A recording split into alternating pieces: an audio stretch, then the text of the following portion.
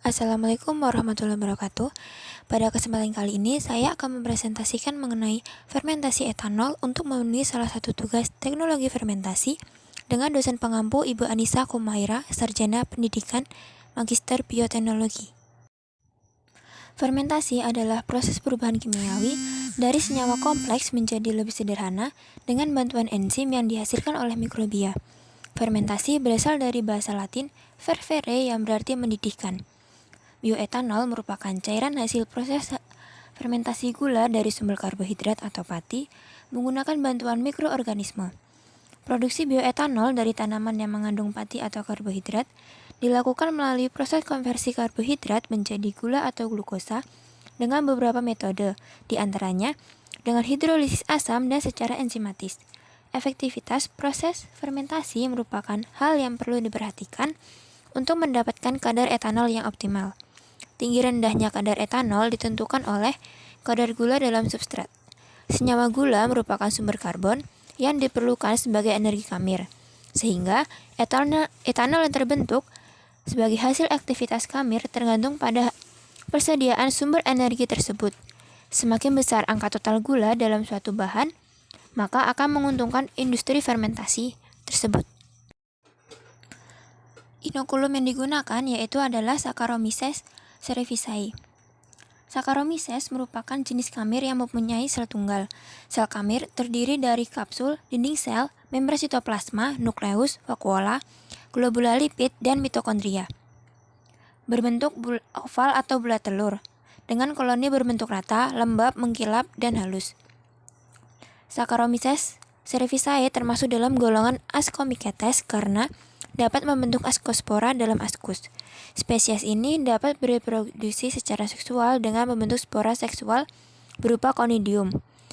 Jumlah inokulum yang digunakan yaitu sebanyak 4%. Adapun media fermentasi yang dipilih yaitu media fermentasi berbentuk media cair dengan menggunakan medium substrat berupa molase atau tetes tebu yang merupakan hasil samping dari industri pengolahan gula yang masih mengandung kandungan gula molase terutama sukrosa berkisar 48 hingga 55%, sehingga merupakan bahan baku yang cukup potensial untuk pembuatan etanol. Kandungan gula sebesar 10 hingga 18% dalam medium fermentasi umumnya sudah menghasilkan etanol yang cukup memuaskan. Jalur metabolisme yang digunakan yaitu glikolisis atau yang dikenal dengan Embden-Meyerhof-Parnas atau IMP, yang merupakan metabolisme glukosa untuk menghasilkan ATP, NADH, dan beberapa prekursor biosintetik seperti 3-fosfogliserat atau pirufat. Jalur IMP dapat terjadi secara anaerobik dan aerobik. Jalur IMP terjadi pada sitoplasma sel. Jalur IMP terdiri dari dua fase yaitu preparatory fase dan payoff fase. Preparatory fase dimulai dengan mengubah glukosa menjadi glukosa 6-fosfat oleh enzim hesokinase glukokinase menggunakan ATP dan berakhir pada fruktosa 1,6 bifosfat yang diubah oleh aldolase menjadi glyceraldehyde 3-fosfat dan dehidroksieaseton fosfat. Tahap selanjutnya yaitu payoff fase, yang dimana glyceraldehyde 3-fosfat diubah menjadi 1,3 bifosfat yang berlanjut menjadi pirufat. Kinetika reaksi enzimatis pertama kali disusun oleh Leonard Michaelis oleh Maud Metten untuk reaksi enzimatis substrat tunggal. Reaksi ini terdiri dari satu jenis substrat dan enzim. Dalam hal ini termasuk reaksi enzimatis fermentasi gula menjadi etanol.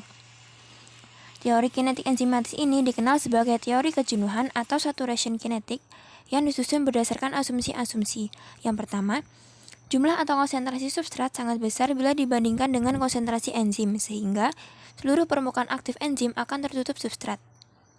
Yang kedua, reaksi antara enzim dan substrat adalah reaksi kesetimbangan. Yang ketiga, ikatan kompleks selalu berurai semuanya menjadi produk. Metode fermentasi yang digunakan adalah fermentor batch, yang dimana merupakan fermentor sederhana yang pada saat prosesnya berlangsung tidak ada bahan yang masuk maupun yang keluar dari fermentor. Cukup sekian dapat saya sampaikan. Jika ada salah dan kurang saya dalam perkataan, saya mohon maaf. Wassalamualaikum warahmatullahi wabarakatuh.